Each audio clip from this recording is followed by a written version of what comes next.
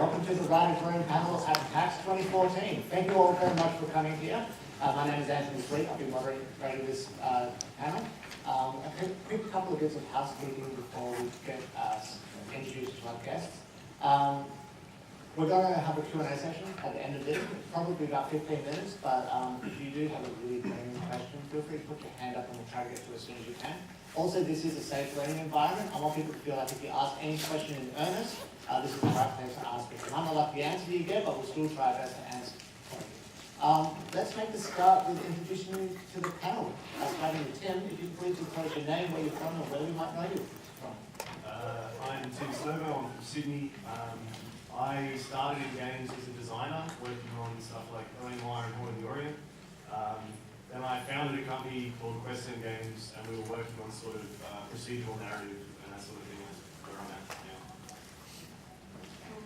Hi everyone, I'm Louisa, Dent, Pearce. I started out as a huge fan of Gamebook adventures when I was a little kid and started writing my own ones when I grew up. And then along came the app world, and I've collaborated with Tin Man Games to bring out my Spellcaster Gamebook trilogy, which is basically a gamebook in an app form. Hello everyone, my name is Kosmina. I'm a producer at Tin Man Games. Previously I worked independently on a werewolf comedy puzzle adventure called Kusters. And so since then I've been working on the Tin Man Games. We've released 26 game books to date, and I'm also working on my own game book, which is called Bugs with Laser Guns, and is about bugs with laser guns. Hey, my name's Trent, Kusters. I'm based here in Melbourne. I'm the founder and director of an indie game development collective called Geeks, and we're working on a game called Mellow. It's basically Game of Thrones meets Kung Fu Panda in a digital board game. That sounds really good. I've been working on that pitch. I'm Joshua Boggs. I used to work at EA Environment a few years ago. Since then, I've left and started my own little independent game studio called LoveShack, and I'm working on creating the game Frame, which is a noir comic game where you rearrange panels to change the outcome of the story. Great, thank you very much, guys. Alrighty, you'll probably just notice up here we've got slideshows happening, Twitter handles for people you want to follow, as well as a slideshow of just screenshots of games which either have been developed or are currently in development, with attribution to the companies that the people that work on that are on the panel. Now, generally when we talk about writing in games, we typically find there's two types of people that are interested in writing for games, either writers who are interested in getting into games, or game developers who are looking for a writer. So just so we've got an idea of what kind of topics to tackle, can I just get a quick show of hands for who here identifies as a writer interested in writing for games? All right, that's good to hear. And the other way around, game developers interested in looking for writers. Cool, that's more than we're expecting. Great to see you guys here. Awesome. Right, so we'll probably still start with some fairly general stuff about talking about where writers can look for game development teams to find what a writer does in the game development team and particularly a game development process. Let's go with Trent, because I know that this is a topic you're fond of. When's a good time for writers to join a game development team? I am firmly of the belief that writers should be on from the start of the project. Now, there's a couple of, I'm just going to break it down for you, there's a couple of roles within the sort of sphere of storytelling through the medium of games that handle that area, and that's narrative design and writing. And they can be the same person, they can be different people, they can actually be merged into, they could be the game designer or one of the programmers or something. But I think it's important to identify those roles and their importance. And when we're talking about things like narrative design, like the systems that deliver the narrative to the player and how they work, how the player interacts with them, you got to be thinking about that stuff from day one. If you get to alpha and then like, all right, let's bring on the writer, and you haven't thought about how the story's going to be delivered at all, then you've got issues. If you're talking about a writer just in the classic sense of, come on and help make your placeholder models, decide who they are and what their backgrounds are, and then fill out a bunch of string tables, which is, for those who don't know, is like basically a spreadsheet that contains all of the text and the dialogue in a game.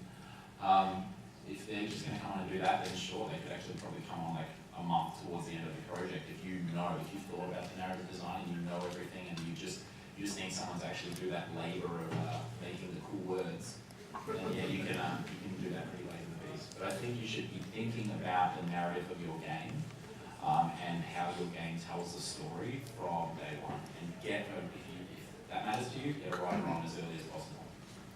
And Louisa and Ben, let's have a chat with you guys. Working with Gamebooks, that's also a slightly different experience in terms of working with traditional game development, where you've got the writer having already written a book. Can you tell us a little bit about what's the difference that a game writer would do as opposed to a narrative designer or a games writer? Okay, do you want me to start? Okay, so with in our situation, we usually have books that are pretty much complete. And the thing is with that we need to make sure that the story that we've received, we need to adapt it to fit into our game engine. So some rules may need to be changed or tweaked. There'll be certain situations where things in book logic won't quite work in an app version of it. Like for example, with Louisa's game Put on Spell, there would be points where you could die in the book, and Louisa's solution to that was to have it that Well, you're a fairy in it, so you have this power of restoration where you can come back through a portal in the past, and you basically flip through the book and choose where you want to go back to. Yeah, so if you recognise where you land, then you can keep reading. Yeah. I just didn't want people to end up dying and then not being able to get back in the book. and just going like all of that stuff. Yeah. So we couldn't do that in this particular situation with our apps. So what we did was we chose 3 on each situation where you came to the end of the story where it was like a restoration model. It's like, all right, here's 3 potential situations. Here's 3 potential story points where we can continue that makes sense and are still going to work. So we chose, essentially we streamlined it rather than flicking through the entire book. We chose 3 of the best for each situation. Yeah, and actually that worked so well that I then used that same system in my revised edition of the book. So Oh, it worked so well. So in terms of writing a game book, how much, and I know this is slightly different because you guys are digitizing the game books as well. So maybe we'll start with let's move from traditional game book, digital game book, then back into games. As a traditional game book, how much level of collaboration is there with other people? In my situation, none. I'm like a hermit. I just work completely on my own. And it wasn't until I collaborated with Tim Main Games that I had to kind of take their point of view into account. But before that, I was the god of my own universe. Yeah, it's interesting, yeah, because with most situations we get a nearly finished book or a finished book.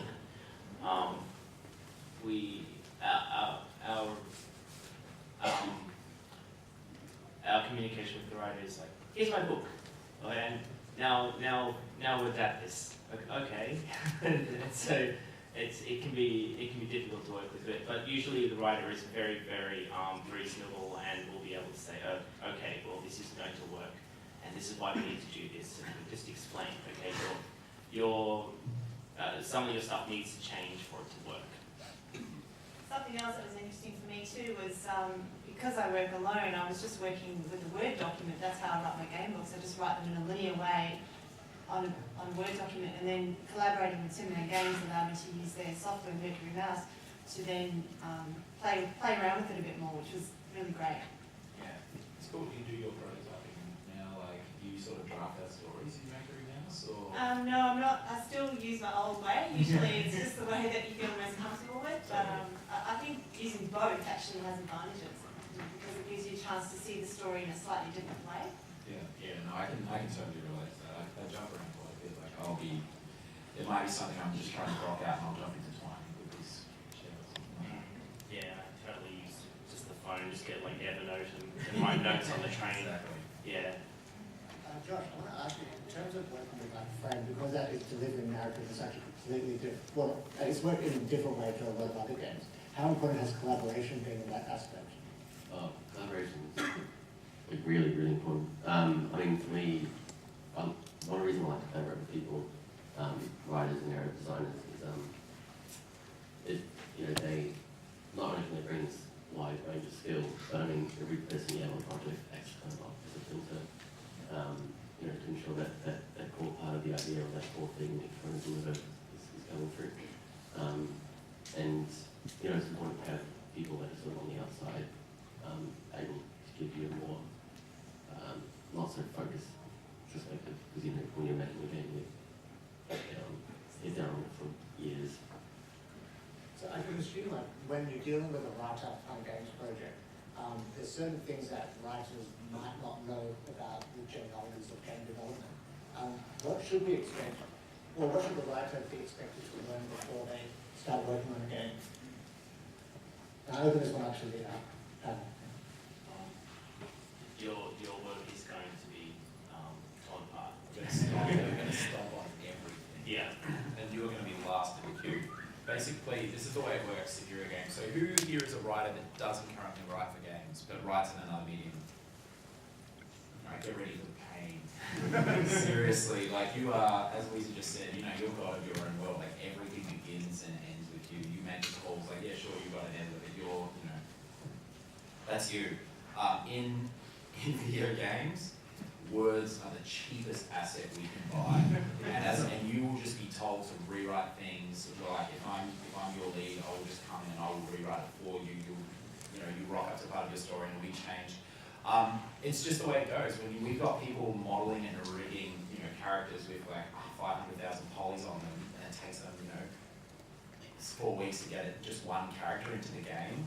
You can see what the difference is in regards to, writing a couple of sentences or rewriting an act of the story as opposed to, getting someone to change an NPC or something like that. So that's definitely the case. And I think to answer your question, Anthony, I think if you're a games writer and you want to or if you want to be a games writer, you need to, it's just going to, how do I say this? Learn everything you can about games. It's basically it. It's like be a game designer as well. Like narrative, I will not hire a writer unless they have serious narrative design chops. Like I should basically be able to hand my entire project to you, and you should be able to handle all of the narrative design as a writer.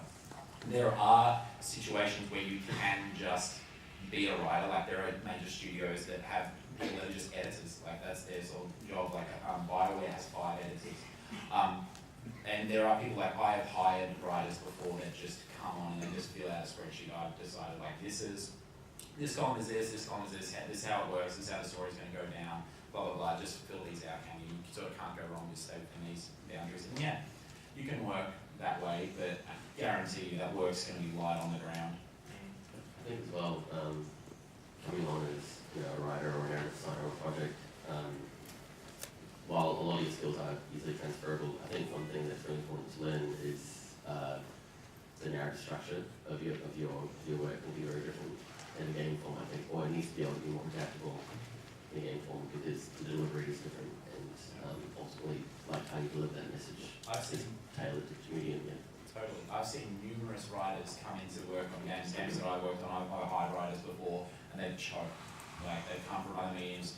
A studio that I used to work at, we were working on a big game for a major American publisher. This was a huge franchise, DreamWorks franchise, and we brought on a writer, and then she was an amazingly phenomenal writer, and had plenty of experience writing TV and kids books and stuff like that, and she seemed perfect for the job.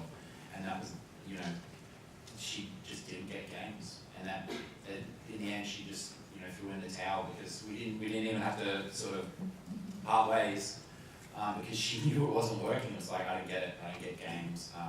When you think about this, you write a story, you write something and it's like, and then the character does this, and then I turn around to you and I say, well, what if the character doesn't do that? What if the character goes the other way? What if the character shoots up in the head? Like just, it's interactive narrative. Interactive narrative on a very base level is so incredibly different from just passive narrative or linear narrative.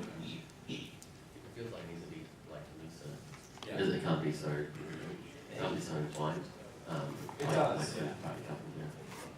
Tim, I actually want to ask you, because I saw a really great panel you did with Dan a couple of days ago about research. And a lot of that was talking about the idea of media literacy. How important do you think it is for a writer, as a games writer, to be not only media literate but games literate? And also, like, what can that teach the writer? I think if a games writer isn't games literate, be a writer in something else, right? Like, why would you want to write for games if you don't play games, if you don't care about games? It's not like, you could write for film and earn a lot more money and have a lot more control over the story. So if you're writing for games, you have to be incredibly passionate about games. And I think, if Trent's saying, I'm not going to hire a writer who doesn't have narrative design, not necessarily experience, but an understanding of it. I think you find that if you love games and you love writing, you're going to have that anyway. You just have to be confident enough to put it to the test. I also think one of the things, working with Dan, who's a great writer, and he wrote on L.A. Noire and Horror of the Orient, one of the things he struggled with as a writer was trying to write the incorrect answers to all of the questions. Because you want to write always, the snappiest line, the best dialogue, the best story, and then someone comes along and says, well, now you need to write all the wrong answers. And he doesn't get to make those snappy lines, so it's a different skill. I worked on a Scooby-Doo game, and I had to write almost 1,000 lines of dialogue for a dog.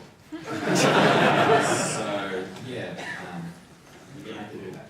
Yeah, I had the great idea of on MacGuffin's Curse deciding that the werewolf and the human versions of the character had individual lines. So I essentially doubled my entire workload. I don't recommend you do that. So if you try to increase your games literacy, how do you be more discerning about what to play, and maybe literate as well? Yeah, Tim, maybe. Oh, sorry. I would say play everything, and even games that you know are going to be bad or you think are going to have terrible storylines. And the more you play, write something about them. That's super important. Like, you learn. I'd say you learn more from bad games than you do from good games. Yeah, definitely. But I think it's important, whatever game it is, think about it afterwards and write something. It doesn't matter if you don't have to write a review, just write notes. Yeah. I didn't mention this at the start, but I head up games writing at VCA. So we get about 600 students apply every year for the screenwriting degree, and 20 are chosen. And then I basically, when they're in second year, they come to me and I have to turn these incredibly accomplished writers into games writers. I have 10 weeks to do that. And I spend 50 hours of those classes playing games. And basically, yeah, it's a really good course. And so basically they come in and we start every lecture with an hour and a half of playing a game, and then we end that same lecture with an hour and a half of playing a game with workshops and discussion and stuff in the middle. And basically, like, the control gets passed around, and what I'm doing is, each lesson is based on a particular thing. It might be like cutscenes in games, it might be embedded narrative, it might be non-linear dialogue, things like that. And I'm basically just showing them best on ground, so to speak, best in genre of those particular things, and maybe a few anecdotes from ones that didn't work. And there's nothing that prepares a writer more for games than game literacy. And I think that's the fastest and the best way to do it. Being plugged into the conversation as well, that people in games that you know on Twitter, if you're not following like games writers like Richard Dansky and a bunch of other people, then you're going about it wrong already. Like, you should know right now like what is happening in games writing. Like, who here has heard of a game called Shadow of Mordor? Alright, who here has been listening to the discussion about dynamic narrative happening in Shadow of Mordor? Alright, cool. That's basically all people have been talking about in games for like the last 3 weeks. So that's the sort of thing you have to be plugged into. And then as a writer, I don't have time to play Shadow of Mordor, but I've been feeling on Pearce for like the last 2 weeks. So Yeah. So in terms of time to increase media literacy, how important is it to finish the game that you're studying? And actually, Louisa, I'd like to ask you about that, because that's fairly drastically different when it comes to Gamebooks as well. is to get a sense of the narrative tools that you're using, to get a sense of the storyline and the art, is it important to finish that game as a research piece? Yeah, definitely, because I think one of the things that does apply, even though game writing is a very distinct genre of writing, still the basics of storytelling have to be there, like, you know, a really awesome opening, suspense, full of twists and turns in the plot, a climax, and a kick-ass ending. So I think to complete the game is really important, yeah. Tim? I think so many games have boring stories that I don't finish them. And it's not because I don't think I can learn from them, but especially if you're looking at the story, finish it and see if they've got a 3-act structure or if the last act of the narrative is garbage or whatever. But if you're looking at it from narrative design, you should be able to get an idea of just how the systems work without playing the game to completion. I do that a lot. Yeah. I play games like, because again, I don't have time, like I'll sit down, for example, I wanted to check out Wolfenstein, the latest one, and so I sat down and played the first few hours of the game, and maybe a little bit more over the next weekend, and then I went and I watched, so who's heard of Let's Play videos on YouTube? So there's another type of video called long plays, and long plays are basically Let's Plays without some jerk talking over the top of them while you're trying to grok a system. So basically you can, like, because what Louisa said is incredibly important, like, you know, seeing that climax, especially in regards to narrative, like, imagine just checking out the first few hours of Bioshock and going, oh yeah, it's kind of good, I guess. You know, without seeing the end. So use long plays and things like that. There are resources out there. Or just play a bit of it and then just read up articles and let the spoilers hit you, you know, if you're not going to get the time to play a 2 or 40-hour campaign or something like that. Great, so we've talked quite a bit now about the kind of background you'd expect to have as a writer in a game. Let's talk about what a writer would actually do inside of the game. I'd like to go back to the game books a little bit, because again, this is a unique section. Might ask Ben, like, if you're going to work in digital game books, what can you expect, and you engage a writer, what can you expect, what would the writer deliver to that project? Sorry, so what was that again? So what would a writer deliver to a digital game book project? Oh, okay. So, I'm sorry, it's been a really long day. We're all standing on boots out there. So Yeah. Do they deliver you, like, for example, Louisa, I imagine, deliver you a book, right? And then Yeah. is there like a Word document that can deliver? Do other writers just write directly into like their house and stuff? Generally, no. No. We tried some of that with some writers. Like Louisa was good, and Forgotten Spell was actually my first project as a producer, so that was really cool. And so I'd come onto the project, and Louisa had been working in Mercury Mouse. Mercury Mouse, by the way, is our custom tool, which is designed to like make game books basically. So yeah, It's really cool. it's really It good. doesn't flip out if you saw it. Yeah. But anyway, it's it allows you to do all that kind of stuff. Like in addition to writing and stuff like that, you can hook up links to things. You can implement logic, all that kind of stuff. And Louisa had gone through and understood how all that stuff worked, but some elements were still missing. And so I had to essentially go through and do an editing. It's my work. I'm trying to be nicer than that, but yes. But yeah, so as a result, like generally it's better if like we just get like a document from a writer, and then it's like, here's how it's supposed to work. Okay, you go, because then we can from the start, if there's any mistakes in it, that's our fault. So and we can fix them, and we don't have to worry about like. Yeah, that's right. And it's like, what haven't we done? What have we done? We can do a checklist to check everything off. So, yeah. So if we move into a more, I say standard, but what we typically see on the console or PC game, as a writer, and we talked earlier quite a lot about being involved in the process right at the beginning. How involved does a writer get involved in other people's work as well?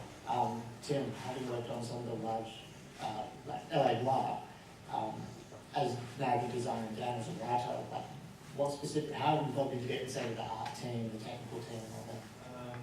So Dan didn't get particularly involved because he came on after Brendan had written the story. So Brendan McNamara wrote everything basically for LA Noire, and he was incredibly involved with the art team because he, it's all his ideas. So if you come from he's game director and writer. So if he's that position, then hugely involved. He is gone.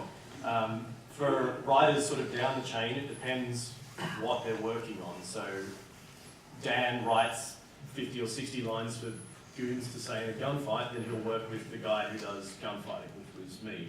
If he's working on a clue that you pick up, he'll work with the artist to make sure that the clue is accurate to the words he's writing. And moving then closer to what you're working with Quest End game, how did that deliver? With Quest End, we were working on sort of procedural narrative. So before the game even started, we had to prove that we could build a system where every time you played the game, the stories would change, and based on the player's actions, you still get a believable story. So we basically wrote lots of stories because I think Trent said text is cheap. We wrote lots of stories, test them in the engine that we're building, and then go back and keep refining and redesigning them. So no art is involved at all, but lots of sort of program design. Sure. How about your experiences, Josh?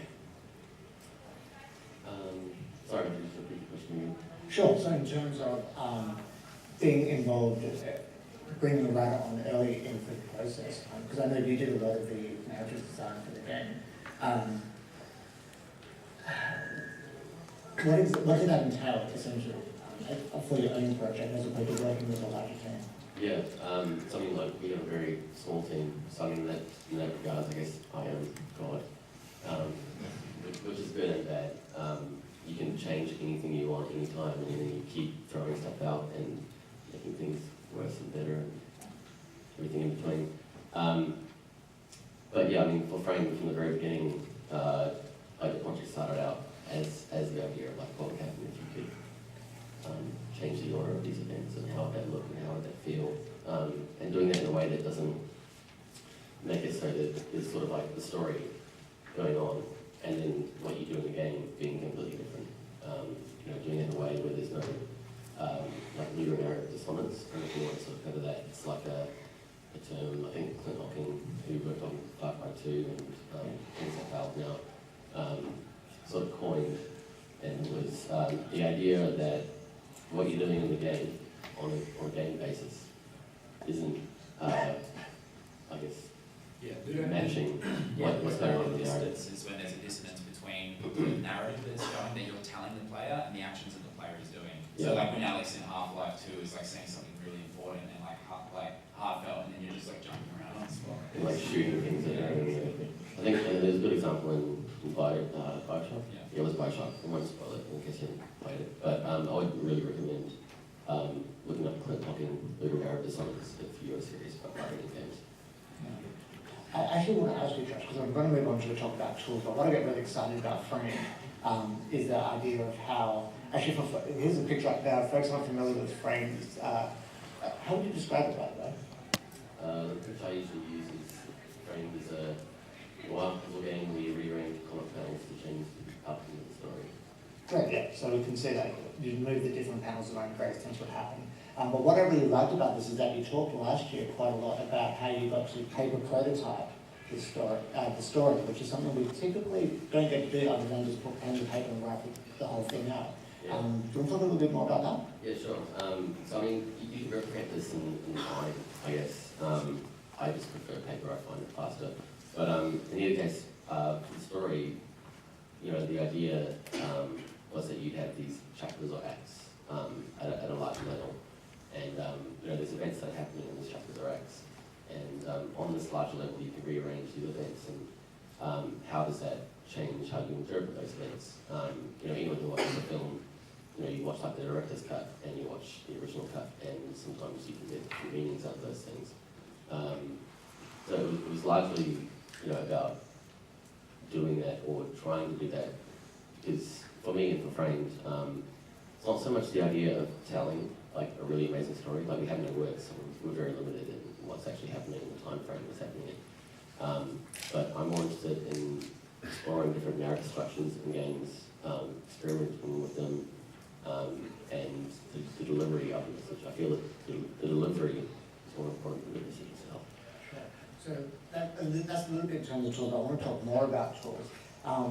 What do people generally use, like in terms of either exploring multiple narratives, exploring interactive narratives, or just straight out script writing? Like, what are some of people's favorite tools in home? I suck in a paper all the time. Yeah,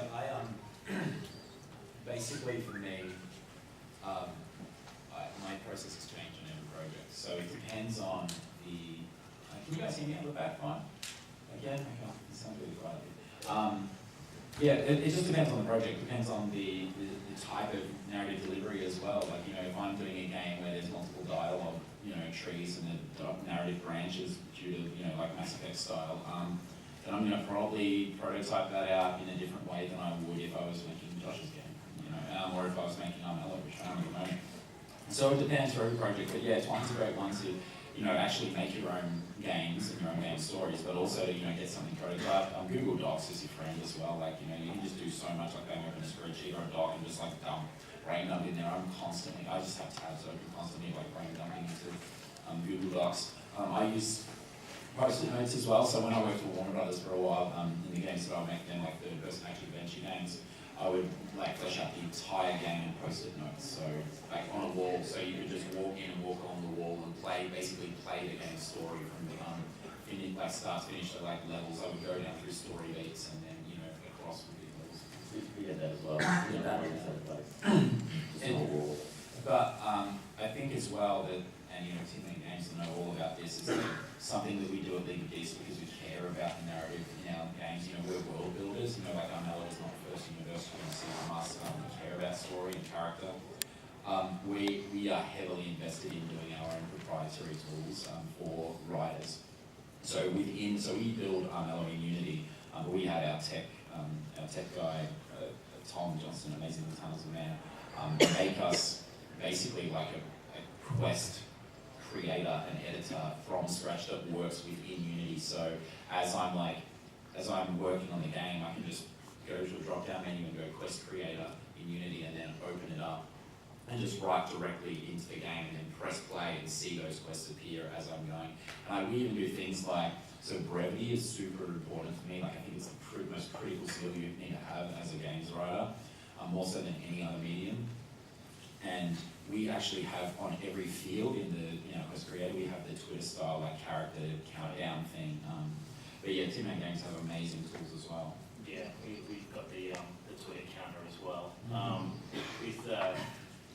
When the post will come up again, but it's done as a comic stylized thing. That's down at our booth, Appointment with Fear. It was the first game to use that, and basically we had to find that. Yeah, there it is there. We had to find that if a block went over 250 characters, it wouldn't fit on an iPhone, and so the text would just run off. And so we had to make sure that things were succinct, and it affects how you write that kind of stuff. And it also helps the flow of the game a lot better as well for those kind of games. It makes it feel a lot easier to read. I actually wrote one of my scripts talking about all that sort of formats and prototype stories out in I wrote like one of the first games I worked on in just a Hollywood script format because it was heavy, it had a number of cutscenes in it. And then you would like linear sort of passage through the game in between those cutscenes. So I just wrote it in Hollywood script format. And I think Brendan worked that way too. Yeah, so LA Noir, Brendan would write 30 or 40 page script, and we had a tool that Daniel would go through and mark up the script. We would then import the script into the game making tools, and it would basically create the entire case. It would create the clues, and it would create the conversations, and it was sort of a click of a button. But I think, yeah, it was a great tool.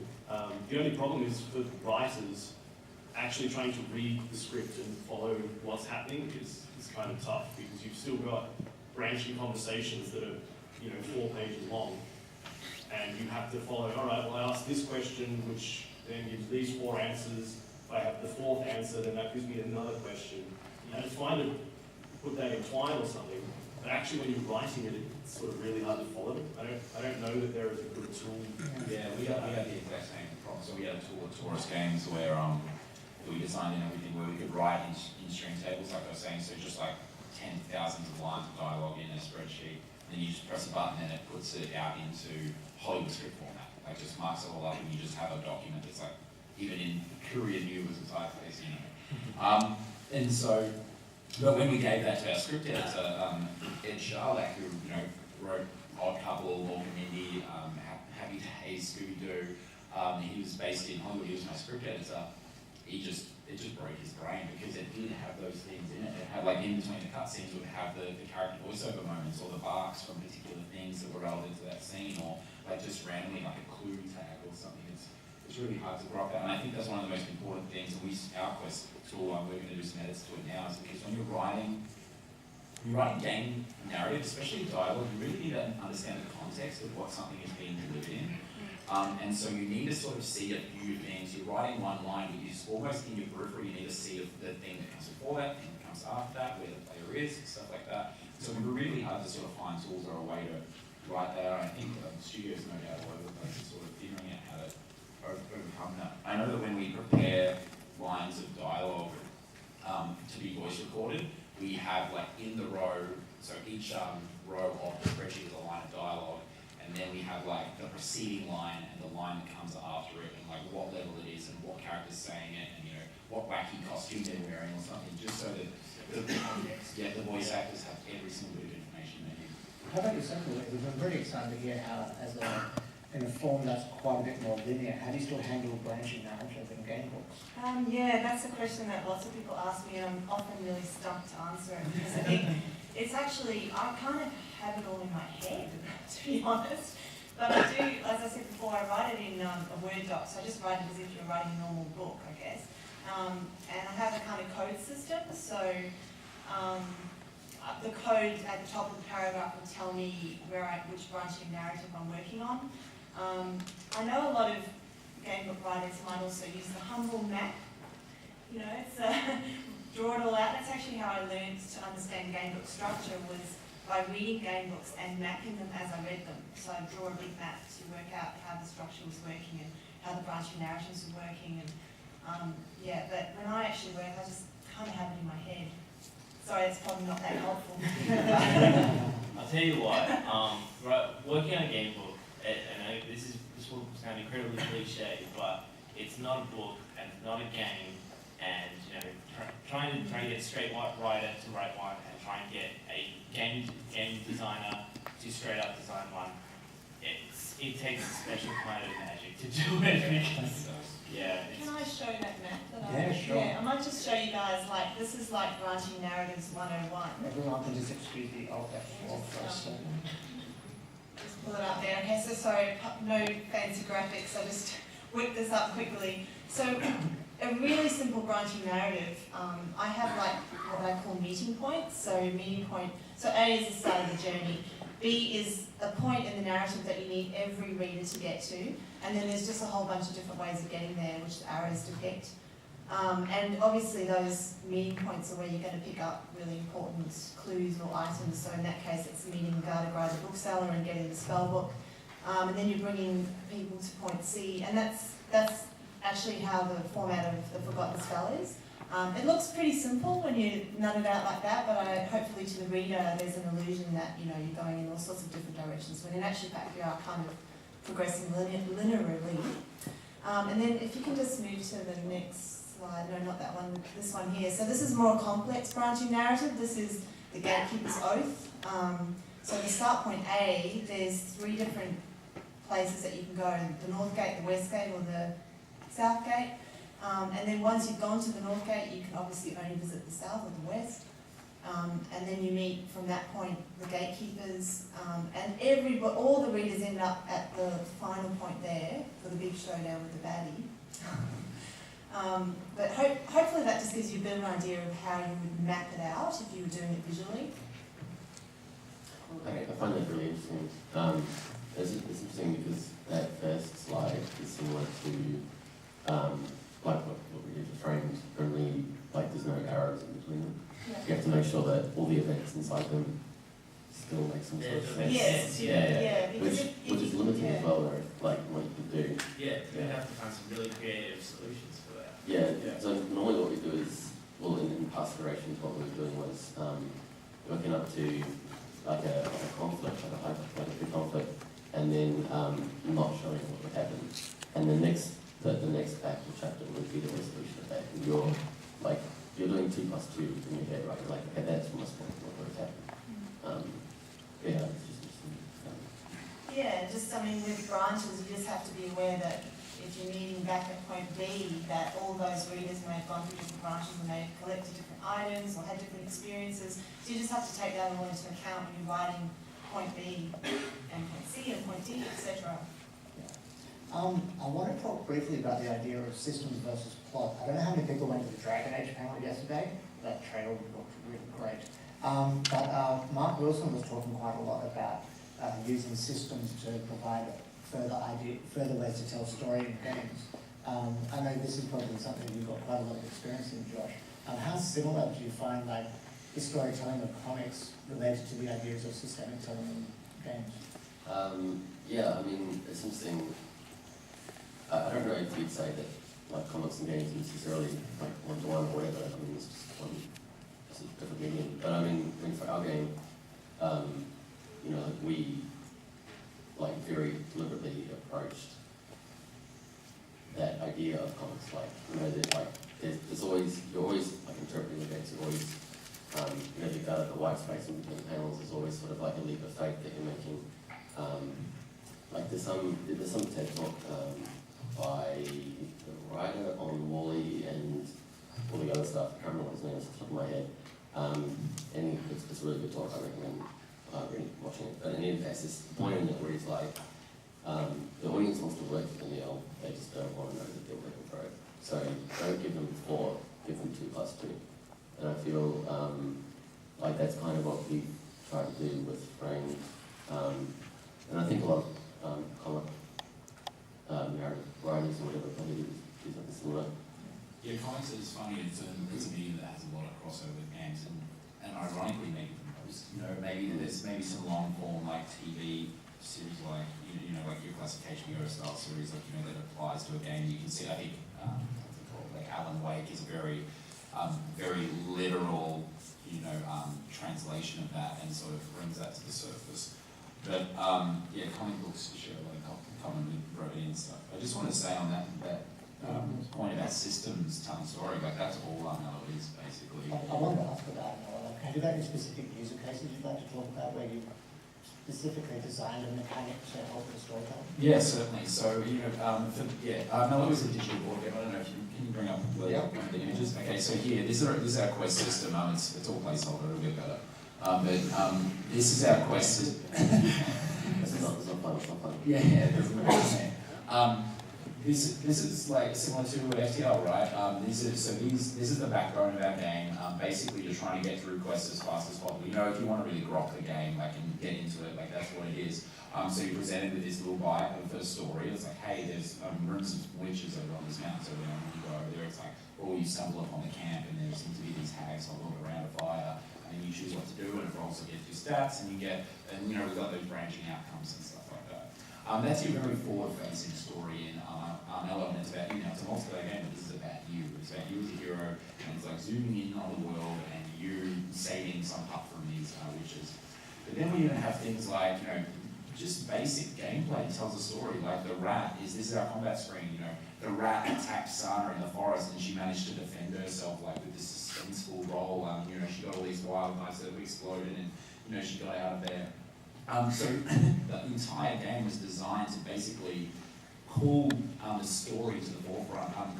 Board games, tabletop games are fantastic at this. You know, that's why we play them. That's why we've played them for centuries, for millennia, because they evoke story through the systems, and we create stories with our friends. We have cards in Armello, and our cards are specifically designed, even in the language that we use, like calling them when you play them to the board, calling them perils. And you know, we have a deck called trickery cards. You know, they're designed as little story beats. So the trickery card example is about like Merry Thieves. You can play them to a forest, and then when another hero comes along, steps into that forest, if they don't pass it, then the Merry Thieves take some of their gold. So you can see how there's a beautiful little narrative twist, like a little plot moment for that hero. You've reached into the world, you've placed the story beat down that has affected another hero's journey through Armello. And the actual game structure of Armello is based on Joseph Campbell's Monomyth, the hero's journey. And the whole idea is to have the player sort of walk through that. So that's, and I think there's, I've talked about Shadow of Mordor before, there are some games that do this phenomenally well. You know, like Journey is a great one. No dialogue, no text whatsoever. And it's literally the best realization of Joseph Campbell's Monomyth in games ever, and it's phenomenal. It's a seminal piece in video games. I think as well, if I'm just sort of clear on what you're saying, as well on brevity, even on that screen where you have the rat and the bear, like, those two very specific characters, those characters, like, you know, you don't want to go into huge detail about who the rat is or who the bear is, but, you know, as a narrative designer, you have very specifically chosen how these two will look, and you've imbued them with personality without having to handle that. And I think in games, like, the writer really needs to be on point on everything. That's a really good point, actually. The goal of games writing, the majority of the time, is to remove all of it. Yeah.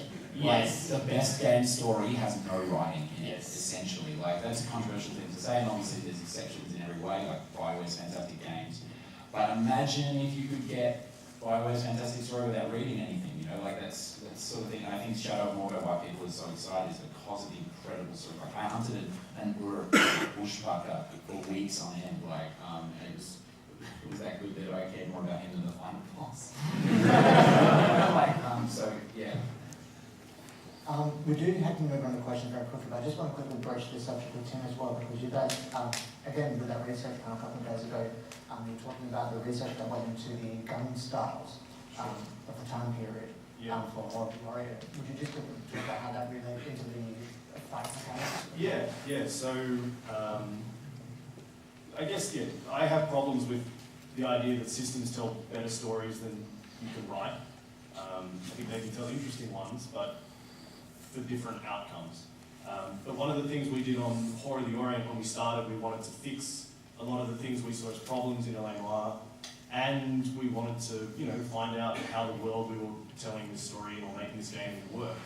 And we knew that there'd been problems with the gunfighting mechanic on LA Noire. It had too many enemies and it had all sorts of problems. So we started looking at what things had been like in Shanghai at the time, and we discovered a police field manual from the Shanghai Municipal Police. And one of the things they described was they advised all police officers to cut away the trigger guard on their pistols, and they advised that if you were going to shoot, you shot every bullet in the gun in the general area of what you were shooting at. They didn't seem to have a lot of regard for human life, I guess. And it was something that we'd never considered and was really different, and it sort of shaped the way we looked at what we were trying to design. And we prototyped stuff that messed around with it. It may not have necessarily made the final game, but the idea that the mechanic itself could influence the way the game feels and could be influenced by that real place was something that we were really excited about. Excellent, thank you very much. Alrighty, let's open the floor up to questions. Wayne hair was straight up in the air. Yeah. Good job. I write a science fiction novella series, and I originally envisioned it as a game book or interactive fiction. And I have no artistic background, and I think I'll learn ancient Egyptian before I figure out C#. But basically my question is, aside from having to have friends who are available artists and programmers who want to start a business, what can writers do to get connected with people who are either looking for writers to work for them or want, a story to base a game around? I'd say talk to some of the people in this room, like you had half designers and half writers. Yeah, that's a big one. I think, so my journey through my entire career sort of getting me to where I am now has been a cycle of who you know, what you know. So every single opportunity that's been given to me is because someone knew about me, or I met someone somewhere, or they knew of some work that I'd done, or blah, blah, blah. Like connections. And then once I got the job, it's like, okay, shit, I've got to write a story for Warner Brothers, and my script editor is the dude that wrote Happy Days, great. I'm screwed. But then you walk the walk, you talk the talk, then you walk the walk, and then you have another product, and you have a bunch of people who are like, you know what, Trent, fucking nailed it on that project. Like, you should work with him. Like, the reason why I have the VCA gig is because ABC recommended me to VCA, because of work that I've done that they've heard of. So I definitely suggest that. I think networking and finding out, mingling with people who are like game developers. Like, seriously guys, if you're a game developer looking for a writer, you saw how many hands went up. Like, you guys should just hang out the front there and meet each other. Talk to each other. And essential of that as well is that there's lots of great game making communities across Australia in all the states. Totally. So yeah, check like the IGDAs over on LoveShack games. Make sure you get involved in those communities as well, so you're getting into the game developers. Even online, like things like TGM and stuff like that. Like, there are a lot of game jams that happen online. And also, like, go to game jams. Like, I'm a writer, designer. I can't code, and I still go to game jams. And even after being in the industry for 6 years or something, at the time I went to my first game jam, I was like, oh, am I going to be just some hanger or like some vulture, like dead limb on on this team? And no, the answer was that the project that we did was like, had some incredible like narrative elements to it, that just because I was there, just because they happened to be a writer on the project, they did typically go to game jams. So there's a bunch of ways to get out there and just meet people and try and attach yourself to a game. If you're already writing stuff, share it. Put it online or Yeah. send it places. There's lots of places you can send writing. It doesn't have to get paid for to be published, It's going to get people to read your stuff. And also just with saying that you're not able to program and stuff like that, that's totally fine. Like, time can help you out with that kind of stuff. It just, I can make time games, I can't program. Yeah, I was going to say the same thing. Like, there's nothing stopping you from hopping on Twine, super easy, super intuitive, doing something up. And it sounds like online. super time games. Yeah, that's it. Cool. Another question? Down here. Hi. Oh, sorry. Sorry, since the microphone. Yeah, this is. Hey, I wanted to ask you all a question, including you, Anthony. How does the name of a product affect its kind of tone and its voice? It's everything. It's really important. It's interesting to say that because our opening shot of the game could be interpreted in many ways, but because the game is called Trent, you think he's Trent.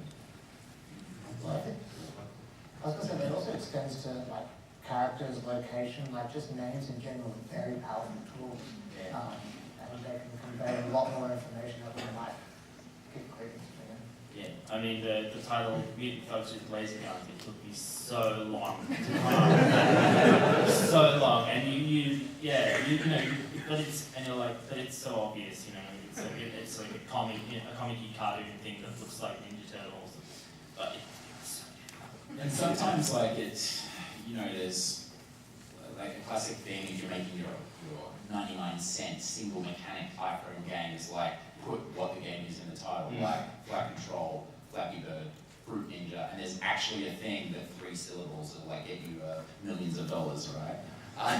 That people talk about these dark arts of naming things. But it's sort of up to you, and also I think it can be a creative stroke too. Like, we made a very specific decision on Armello to call it Armello and not have like a tagline like Armello Race for the Throne or anything like that, because I'm glad you didn't put a semicolon. yeah, I know, right? Because Armello is about like, as much as it is a strategy game and a digital card board game and all that sort of stuff, you can reduce it to that. It's about a place. It's about being taken somewhere. It's about the experience of being swept off into a mighty adventure. And so it just made sense to name it this thing that just rolls off your tongue and just leave it at that and just be that bold, make a creative stroke on that product. And then you're like, and also I hate non-phonetic writing. So like any fantasy writing that has like and it's got like apostrophes and like underscores and everything. I hate that shit. And so Armello, I was like, this is perfect. This is phonetic. Like, people will just look at it and you ARMELLO, it's great. And then we exhibited on the west coast of America, and everyone with Spanish heritage come up and say, oh, I'm Mayo, I love it. It's great. I'm going to go with the question down here that I accidentally cut off here. Hi, Louisa, how did you...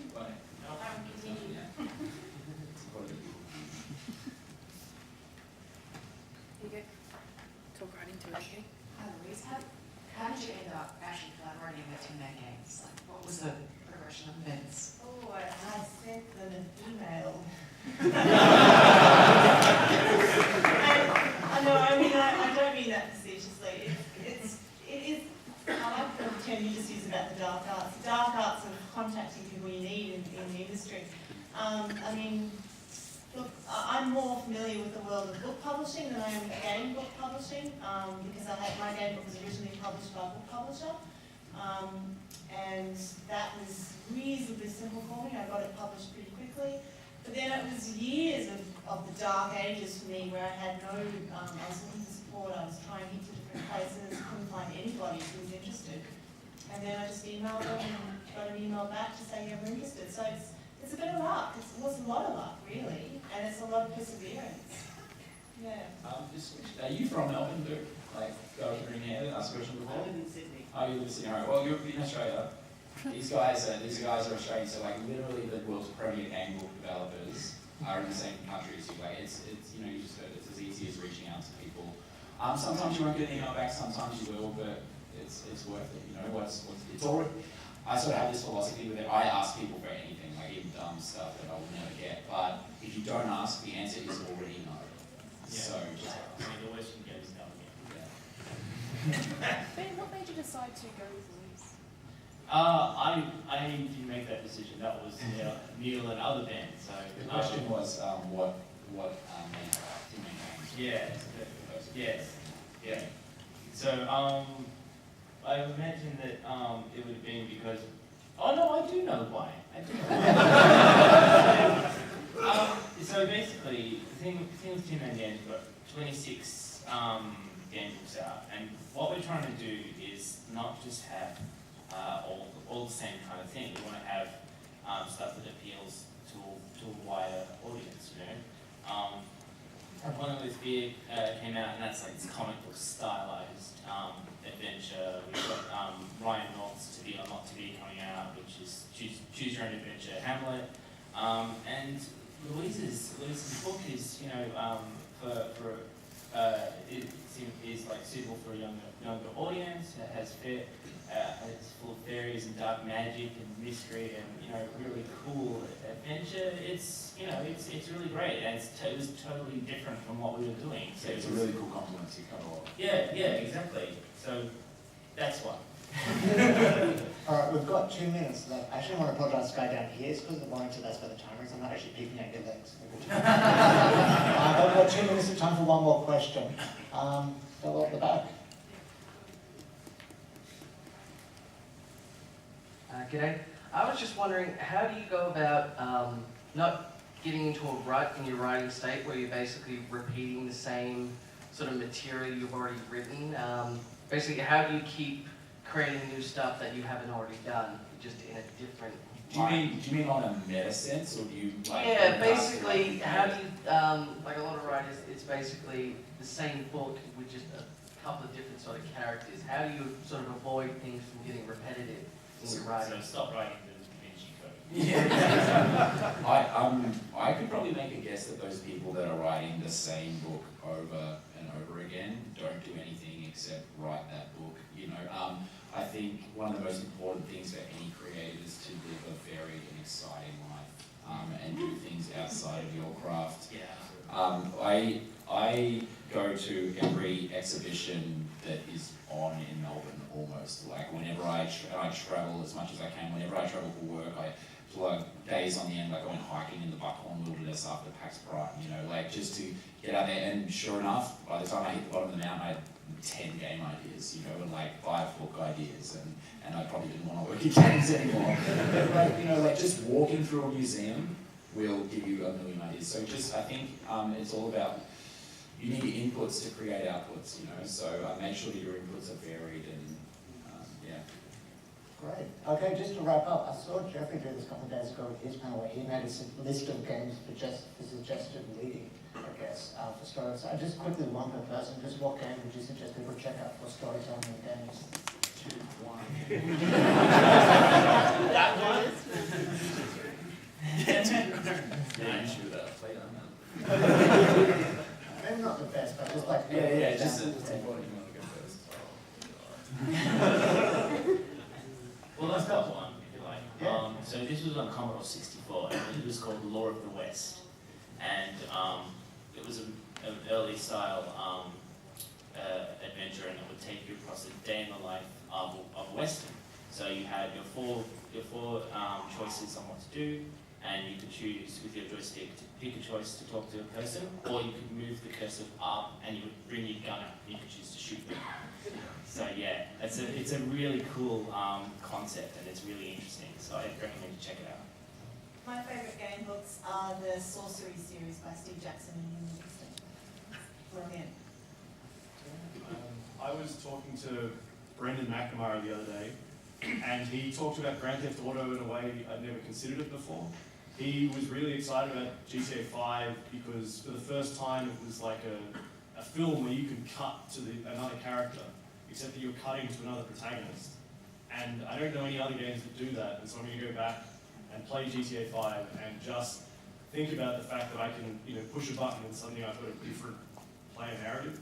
That's what I'm going to do. On the spot, I'm just thinking of a few that one I've done recently. I can't choose, so I'm going to pop out and be either the Standing Parable or Papers, Please. I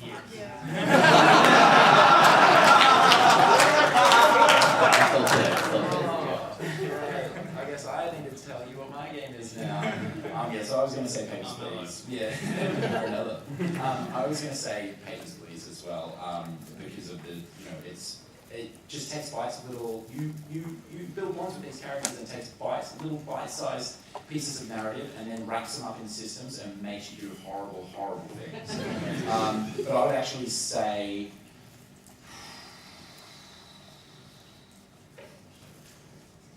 Shadow of the Colossus does a similar thing. Gone Home.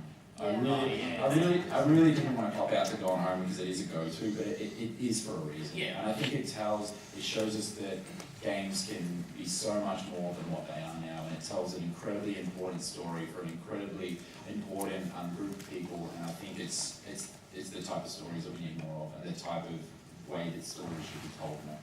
Excellent. Thank you very much, guys. We'll help me thank Josh.